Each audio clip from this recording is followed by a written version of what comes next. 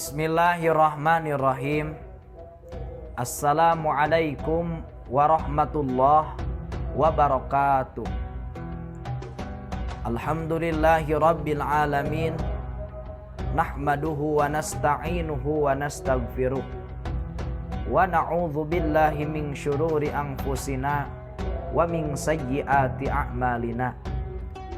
May yahdihillahu fala mudhillalah wa may yudlilhu fala hadiyalah.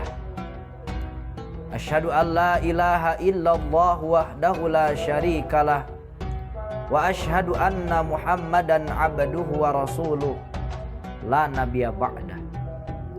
Allahumma salli wa sallim ala sayyidina Muhammad ibn Abdillah wa ala alihi wa sahbihi wa mawalah, amma ba'd. Alhamdulillah, masih bersama kami. Kita berada di momentum Ramadan hari ke-18. Tetaplah bersama dalam kegiatan ngabuburit bareng Miftahul Huda 07. Pada kesempatan sore hari ini, kembali kita akan mengulas tentang permasalahan doa, di mana doa tersebut perlu kita bahas karena berkaitan dengan bulan Ramadan, yang dimana doa di bulan Ramadan memiliki kemungkinan ijabah amatlah sangat tinggi. Berbicara masalah doa, Allah Subhanahu wa ta'ala berfirman di dalam Al-Quran, di dalam surah Ghafir ayat 60. Kata Allah, Rabbukum ud'uni astajib lakum. Wa qala rabbukum ud'uni astajib lakum. Allah Subhanahu wa ta'ala berfirman, ud'uni, berdoalah engkau kepadaku. Ketika kita memiliki permasalahan hidup, ketika kita memiliki hajat kemauan, ketika kita ada masalah, mencari solusi jalan keluar, hendaknya kita berdoa terlebih dahulu kepada Allah Subhanahu wa ta'ala, selaras dengan apa yang tertuang di dalam surah Al-Fatihah, Iyyaka na'budu wa iyyaka nasta'in. Berdoalah terlebih dahulu kepada Allah Subhanahu wa ta'ala, kemudian baru kita mencari jalan keluar atas apa permasalahan dan hajat keinginan yang kita inginkan ketika kita hidup di alam dunia. Kata Allah, ud'uni astajib lakum, berdoalah maka kami akan mengabulkan doa-doa yang kalian panjatkan kepada kami. Namun tentunya banyak sekali hal yang menjelaskan tentang astajib lakum ini.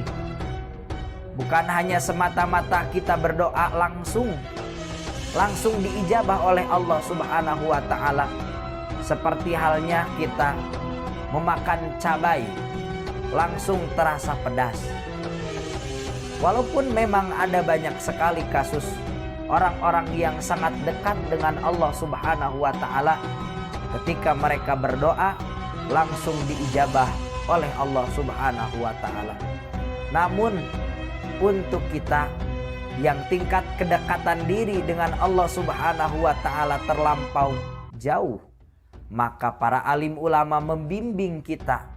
Tentunya ini juga merupakan tahapan-tahapan yang pernah dilalui oleh para alim ulama guna doa mereka diijabah atau dikabul oleh Allah Subhanahu wa ta'ala.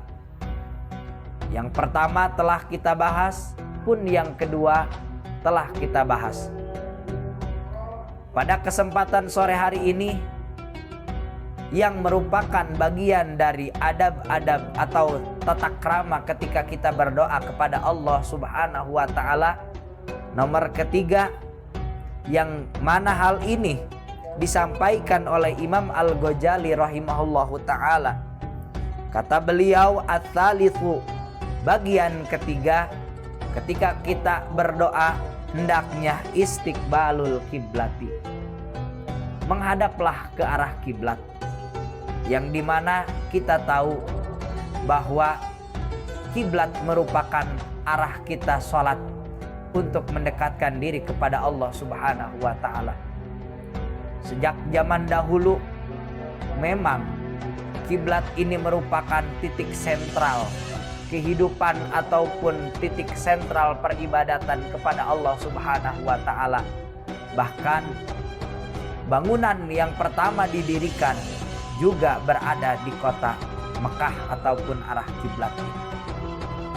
Bahkan di awal-awal masa Islam, saat kiblat masih berada di Baitul Maqdis Al-Aqsa, Rasulullah Shallallahu Alaihi Wasallam sangatlah menginginkan kepada Allah Subhanahu Wa Taala agar arah sholat ini diganti oleh Allah, yang semula di Masjidil Aqsa ingin dipindahkan ke Masjidil Haram.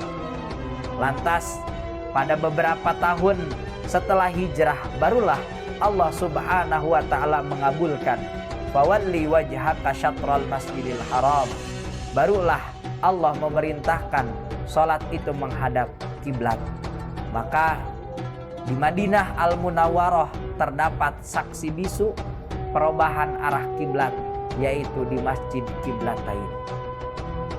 Kiblat merupakan salah satu tempat ataupun arah yang amat sangat luar biasa. Banyak sekali kisah-kisah ataupun riwayat-riwayat yang mengatakan keistimewaan kita menghadap kiblat. Bukan hanya permasalahan berdoa. Dalam konsep seorang muta'alim, seorang yang sedang mengaji, kemudian mereka menghafal, menghadap kiblat merupakan salah satu keharusan, karena barokah dari menghadap kiblat amatlah sangat luar biasa. Dan begitu pula ketika hendak kita berdoa kepada Allah Subhanahu wa ta'ala, hendaklah kita menghadap kiblat. Yang selanjutnya, kata Imam Al-Ghazali rahimahullahu ta'ala, yang merupakan adab kita, masih bagian ketiga dalam adab-adaban ketika kita berdoa, Rabbul yadain, hendaklah kita mengangkatkan tangan ketika kita berdoa kepada Allah Subhanahu wa ta'ala. Hal ini pun didasarkan oleh hadis yang Rasulullah Shallallahu Alaihi Wasallam menceritakan tentang seorang laki-laki dalam perjalanan yang posisi hidupnya ataupun posisi badannya sangat amatlah kusam. Kemudian rambutnya sangatlah kotor. Namun dia ketika berdoa kepada Allah seraya mengucap Allah ya Rabb, Allah, Allah, Allah, mengangkatkan tangannya. Kata Rasulullah Sallallahu Alaihi Wasallam, dalam kasus ini andaikan makanan, minuman, pakaian dan setiap apa yang ada dirinya tidaklah haram, maka niscaya doanya akan dikabul.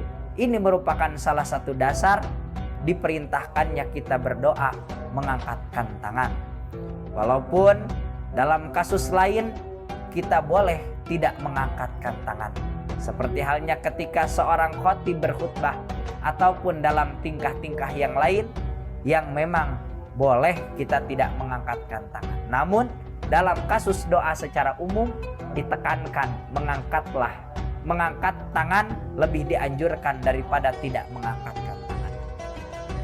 Yang terakhir, yaitu ketika Imam Al-Ghazali rahimahullahu ta'ala wayamsahu bihima wajhahu fi akhirih, dan hendaknya ketika kita mengangkatkan tangan ketika kita berdoa, di akhirnya usapkanlah tangan tersebut ke wajah kita.